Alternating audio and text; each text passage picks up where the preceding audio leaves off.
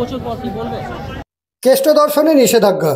কেষ্টমণ্ডলের সঙ্গে দেখা করার অনুমতি পেলেন না কারামন্ত্রী চন্দ্রনাথ সিনহা ও সিউড়ি বিধানসভার বিধায়ক বিকাশ রায়চৌধুরী। বাড়ি ফিরলেন অনুব্রত তথা কেষ্টমণ্ডল। মঙ্গলবার সকাল 9:15 নাগাদ বোলপুরে পৌঁছায় কেষ্টমণ্ডল এবং মেয়ে সুকন্যা। কেষ্টমণ্ডল আসার আগে থেকেই বাড়ির সামনে উপচে পড়া ভিড়। কেষ্টদার সাথে দেখা করতে আসেন তৃণমূলের নেতাকর্মীরা। দেখা করতে আসেন মন্ত্রী চন্দ্রনাথ সিনহা এবং বিধায়ক বিকাশ রায়চৌধুরী। বাড়ির সামনে অপেক্ষারত অবস্থায় দেখা যায় বীরভূমের কোর কমিটির 2 সদস্য মন্ত্রী চন্দ্রনাথ সিনহা ও বিধায়ক বিকাশ রায়চৌধুরীকে। কিন্তু অনুমতি না মেলায় ফিরে যেতে হলো মন্ত্রী এবং বিধায়ককে। তবে এ বিষয়ে কিছু বলতে চাননি তারা।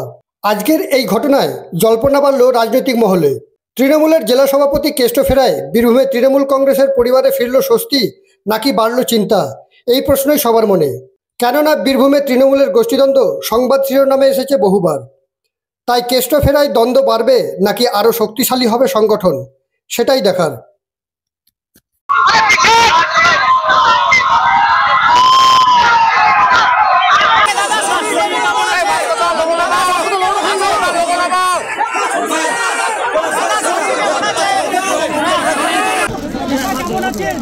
ভালো আছে। আজকে মুখ্যমন্ত্রীর সঙ্গে দেখা করবেন?